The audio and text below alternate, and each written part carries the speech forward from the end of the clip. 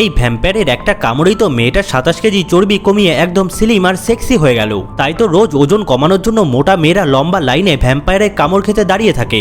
আমিও তো লাইনে দাঁড়িয়েছিলাম, কিন্তু একটুখানি লাইন ভাঙতেই তো বদমেজাজি ভ্যাম্পায়ার আমাকে ধাক্কা দিয়ে ফেলে দিল। ব্যাস, আমারও তো জেদ চেপে গেল। একে তো আমি একটা উচিত শিক্ষা দিয়েই ছাড়বো। সোজা গুগলে গিয়ে সার্চ করলাম ভ্যাম্পায়ারের দুর্বলতা কি। প্রথম অপশন এলো সূর্যের আলো। সুযোগ বুঝে ভ্যাম্পায়ারের দোকানের জালনার পর্দা এক ঝটকায় সরিয়ে দিলাম, কিন্তু চালাক ভ্যাম্পায়ার তো আগে থেকেই ছাতা আর সানস্ক্রিন নিয়ে রেডি ছিল। ধুর, প্ল্যানটা একদম ফ্লপ হয়ে গেল। আবার সার্চ করলাম, এবার দেখলাম ক্রোশ। কাঠ দিয়ে একটা ক্রোশ বানিয়ে যেই না ওর দিকে এগোলাম, ও তো একটা তুড়িতেই সেটাকে গুঁড়ো করে দিল। শুধু তাই নয়, জাদুকরি শক্তিতে আমাকে ছুঁড়ে ফেললো 10 মাইল দূরে। আমি তো হার মানার পাত্রী নই। যেখানে গিয়ে পড়লাম সেটা ছিল একটা রসুনের ক্ষেত।